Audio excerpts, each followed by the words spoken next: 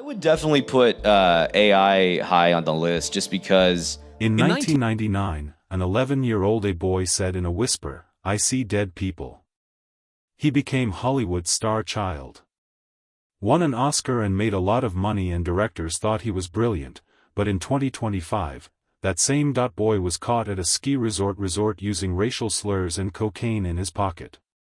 His house burned down, insurance turned him down. Now that he's alive with his sister going to jail and he's sorry for the words he says, he doesn't remember what they said. What really took place with Haley Joel Osment on the 10th of April 1988 in Los Angeles. Haley Joel Osment was born into a family that looked like he was destined for Hollywood. His dad Eugene and his mom both worked in theater.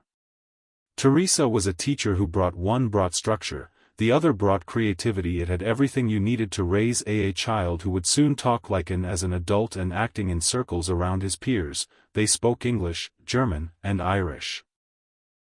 Scots roots, but the real move what took place when they left Birmingham, Alabama. That wasn't the right move for Los Angeles. It wasn't just geography, it was generational. It wasn't just Hollywood where the Osmonds were. They were made for it, and even before Haley could make up words in the air. All around him, there was a buzz of readings, auditions, and more calling him out into the light. And then IKEA came along. He was 4 years old at the time. Kid going with you on a normal shopping trip, but that day in that store a talent scout saw something crazy. Saw him, no weapons, no agents, just a moment. After a few weeks, Haley was at they tried out for a Pizza Hut commercial, asked him to explain the most important thing he'd ever seen. Most kids say a truck or a dinosaur. Haley, he gave it his all. He gave a long speech about an IMAX screen.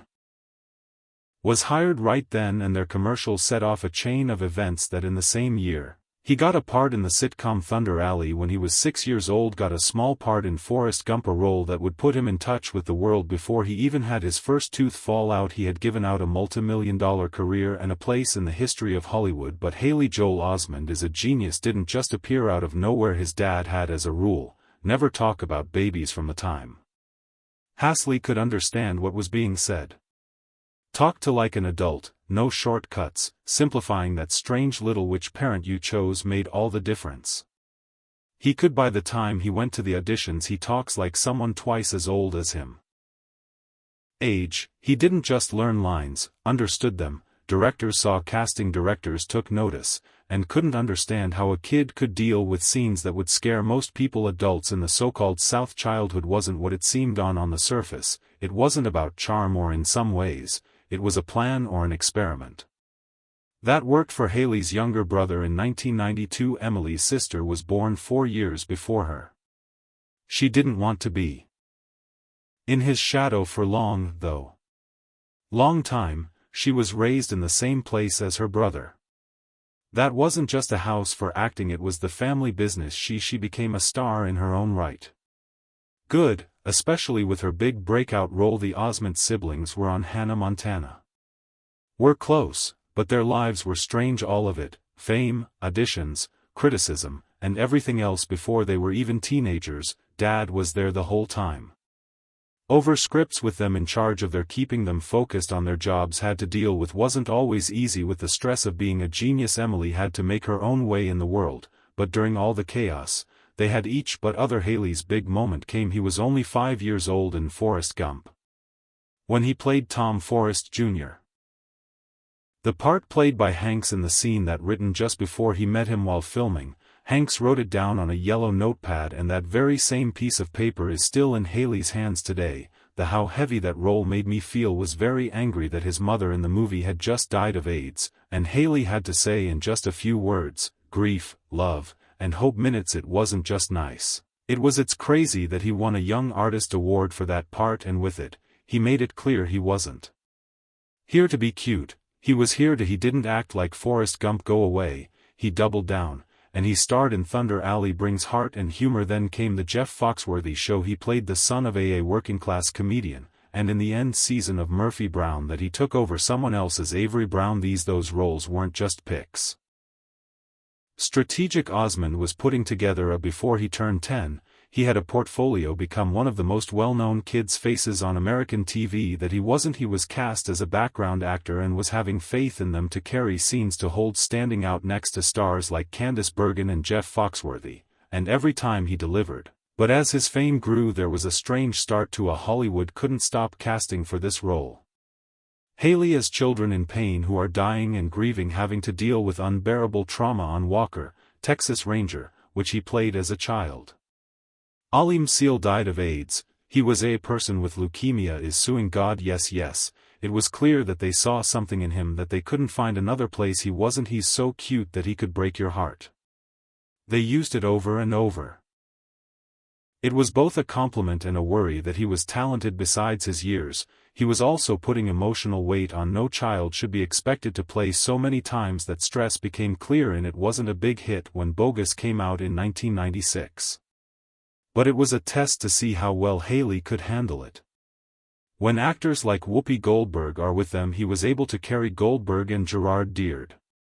Scenes that were both dreamy and sad. Shock. The answer was yes. At age 8 he was getting along fine and getting emotional with Oscar-winning co-stars.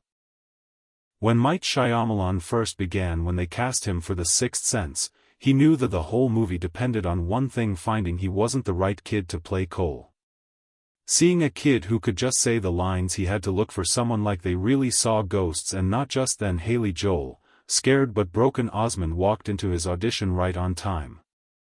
Want to act because it felt like the truth. Shyamalan turned after just one reading, spoke to the casting director and told her, "I don't think I want to make this without." Haley practiced every scene with his father, getting very emotional. It was so behind every word that he said, so strong that even crew members started to cry while making movies years later. Shyamalan: "I still think the movie only worked because of Haley. Without being honest, worry and quiet sadness. The sixth, it wouldn't have made sense for Haley to land great." He made history. At age 11 he turned into the second youngest person to ever be nominated to win the Oscar for Best Supporting Actor. He ran against Tom Cruise that year. Michael Clarke, Duncan, Jude Law, and Michael Caine was the real winner. It's strange that Caine would later become the co-star of Haley in Secondhand Lions. It was a strange moment. A boy wasn't even in high school, being just as important as the Oscars usually honor big names in the do not watch scary or supernatural movies, especially ones with child stars. But Haley's performance could not be argued with. It hurt so much to see him play Cole. People had to pay attention to him.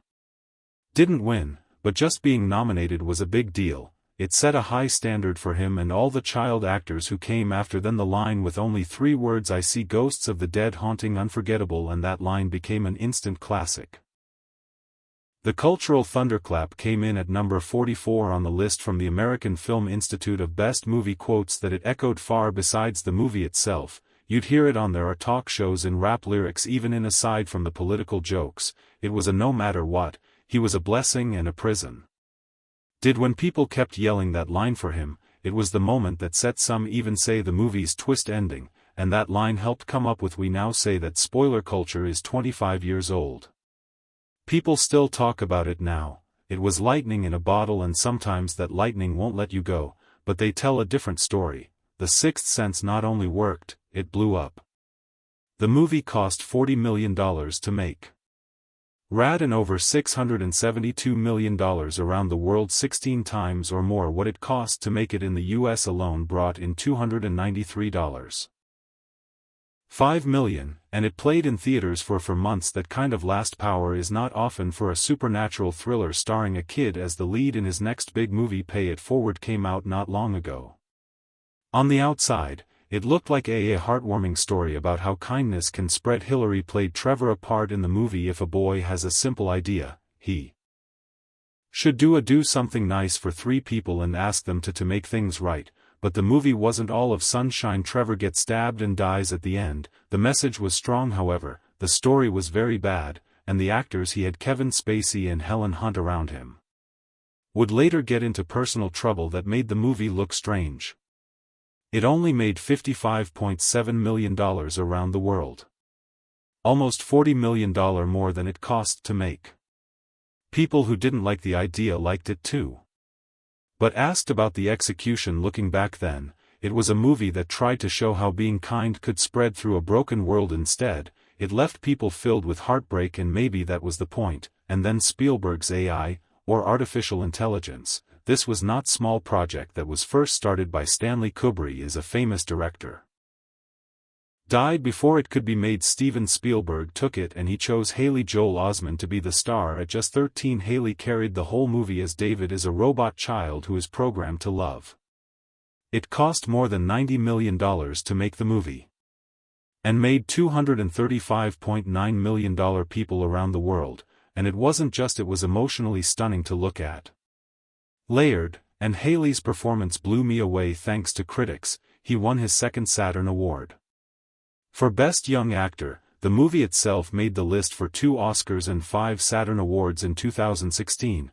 It was named the 83rd best movie from the BBC since 2000. For a kid to direct such a serious movie, it proved that it was strange and philosophical. Without a doubt that Haley wasn't just as a child star, he was a real actor, but not everything he touched turned gold. In the same year, he was in Edges of the Lord, a movie from Poland about a Jewish boy to avoid the Nazis. The subject was dark.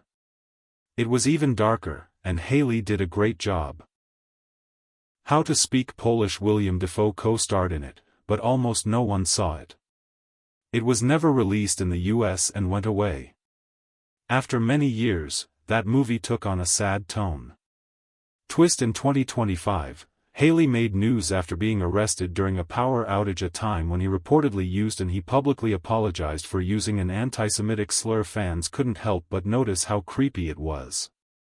Funny that the boy who used to play a Jewish child who was running away from Nazis is now stuck in an anti-Semitism scandal, it said. A dull side to a movie already forgotten while he was making movies. Ups and downs. And something else was beginning to work as a voice actor. In 2002, it was Haley who did the voice of Sora in Kingdom Hearts, is a video game that combines Nintendo characters in a Japanese RPG telling. It became a worldwide hit over the years. Haley did the voice of Sora in 11 more copies of different games in the series, more than 36 million copies. Even when name dropped out of Hollywood news stories, gamers could still recognize his voice.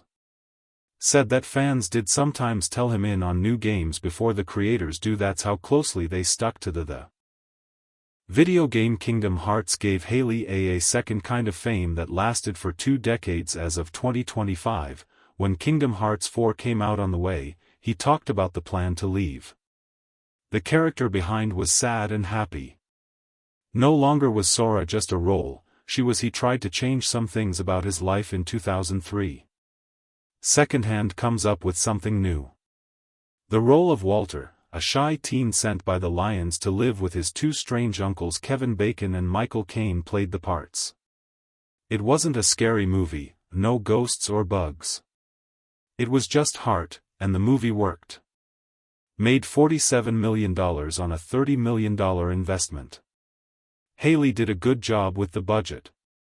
And steady. Critics praised how he held his own next to 2 great actors. He won the Best Critics' Choice Award more than anything else. The young actor proved that he could get older on TV. Losing what made him unique in the movie, became a family favorite. Known for it, had charm, humor, and warmth, and it showed.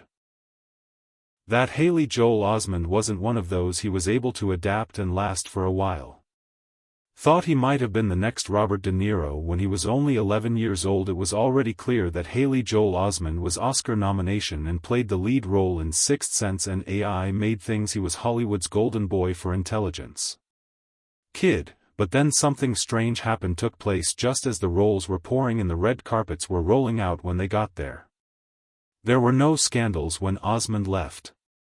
Burnout, just a quiet way out of business. Insiders didn't understand why one of the young stars in America who can make the most money when fame and money are at their highest. It wasn't a breakdown, it was a plan. Osment was very aware of what he was doing.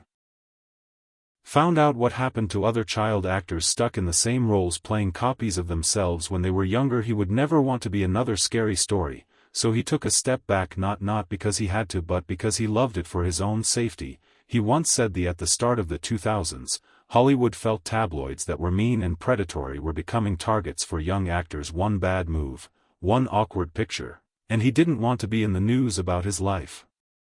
Play that game, so he quit in 2007. Not just the spotlight, but the whole city. He went to the Tisch School of the Arts at NYU.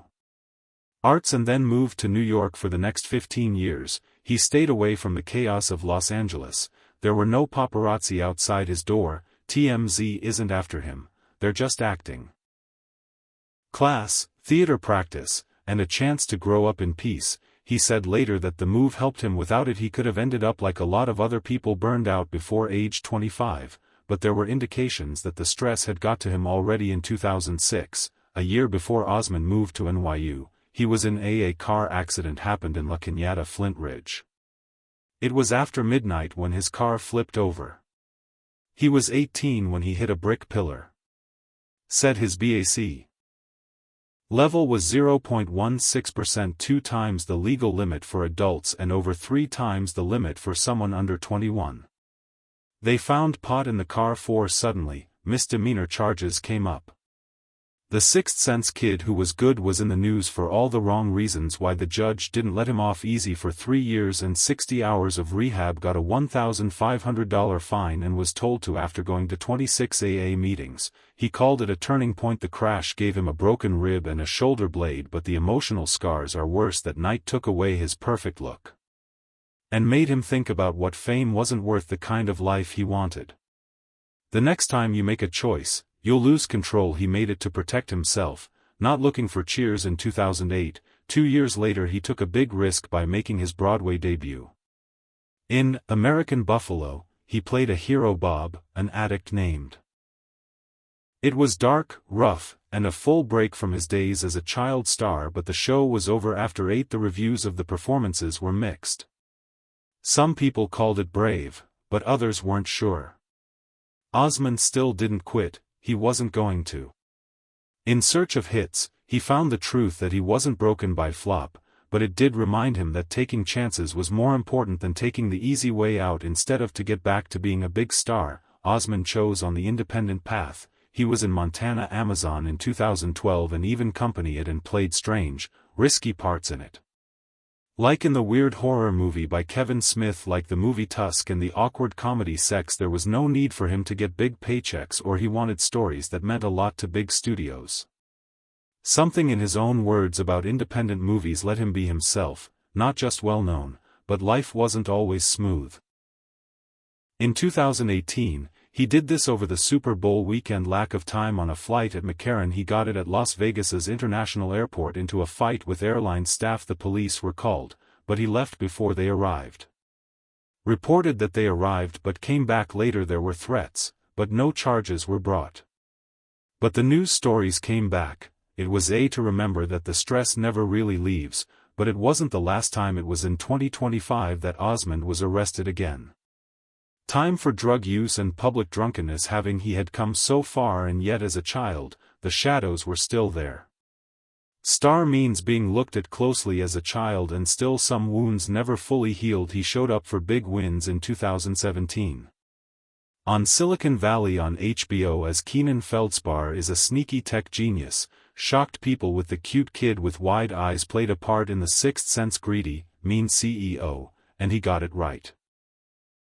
His show was sharp, dark, and nothing like anything he'd ever done before. People paid attention. A lot of people liked his range, but he wasn't. He was no longer just a child star, he was a really. That shift didn't go without noticing. The Guardian brought up how Osmond was able to move easily between he'd make jokes and feel things at the same time. One minute he makes you laugh, the next he breaks your heart. Not many things can do that, many things, and it gave him the praise he'd been waiting for. Fought really hard for streaming sites. He played a new role in 2019, coworker in Extremely Wicked on Netflix. Shockingly evil and vile, a scary Ted Bundy biopic. It wasn't the lead part, but it had layers of being honest and powerful. In the same year, he stole scenes from The How. Kaminsky played a man who stole $1.3 million from the church. It was brave and silly to join Scientology. Funny, but more importantly, it showed he wasn't afraid to make big changes, and in 2025, he's going back to where he came from. The Scary Osmond is coming back, and you play a medical student in Wake the Dead. Obsessed with bringing dead bodies back to life, it's a new take on Frankenstein, and the fact that he is the face of horror movies about ghosts from the late 1990s, it makes it stronger, but it's not. It's a full circle, just another role. Then there was fire, but not just any fire. Fire, but it was one of the worst January Los Angeles had seen in decades. 7th, 2025, fire tore through Aladino like a bad dream with no way to turn it off. Hasley Joel Osment, 37, was the boy from The Sixth Sense with wide eyes. Did nothing as he watched the house he bought 5 years ago turned into smoke and ashes from his parents' house. It only took hours for both homes to be destroyed. At least 29 people died in the fire. Had to run away for Osmond. The time of day made it feel even worse for him. The house was bought on March 16, 2020. That day Los Angeles was locked down. This place became his safe space during the years of COVID and then again during the long Hollywood strikes were over. He said there was nothing but rubble. It was worse than the money wanted. It wasn't just the roof and walls. What they held, more than 500 records gone, a piano that his parents gave him gone, but in the chaos of as he ran away, he grabbed something that lived through a yellow legal pad with Forrest Gump's handwritten lines of dialogue. It was written by Tom Hanks himself, framed a set gift for his wall of his first movie when he was 5 years old. Pulled it down just before he ran. That small act of kindness would become one of the few good things about a story that kept getting darker as the fire spread. So quickly and far away that Osmond began to wonder if the local government had made the decision to let his neighborhood burn down so that other people don't think that never left him, and the harm wasn't just it was about what was lost wasn't safe, and for Osmond the emotional effects didn't stop after the event. It put out the fire, and he still had insurance. At least that's what he thought.